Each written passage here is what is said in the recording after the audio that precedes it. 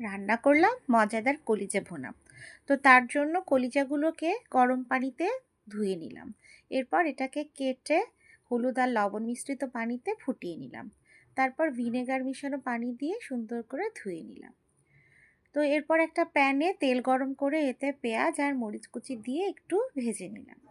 এরপর এতে দিয়ে দিলাম কয়েক টুকরো দারুচিনি, কয়েকটা এলাচ। তারপর এটাকে একটু নেড়ে ছেড়ে এর মধ্যে দিয়ে দিলাম হলুদের গুঁড়া, পরিমাণ মতো লবণ, মরিচের গুঁড়া আর দিয়ে দিলাম কিছু ধনিয়া গুঁড়া। এরপর এতে দিয়ে দিলাম আদা বাটা আর জিরা বাটা। তো এরপর এটাকে সুন্দর করে নেড়ে চেড়ে নিলাম। এরপর সামান্য একটু পানি দিয়ে এটাকে কষিয়ে নিলাম। তো কষানো হয়ে গেলে এর মধ্যে দিয়ে দিলাম সিদ্ধ করে রাখা কলিজাগুলো।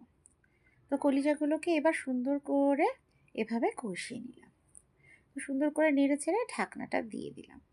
এরপর ঢাকনাটা খুলে সুন্দর করে আবার নেড়ে ছেড়ে ভাজা ভাজা করে নিলাম। তো এভাবে বারবার করতে থাকবো, ঢাকনাটা ঢেকে আবার খুলে দিয়ে নাড়াচাড়া করব। এতে নিচে মশলাটা লেগে যাবে না।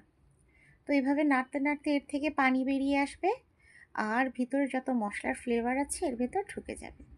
তারপরে তেলটা উঠে এলে এর মধ্যে পানি দিয়ে ঢেকে দিই।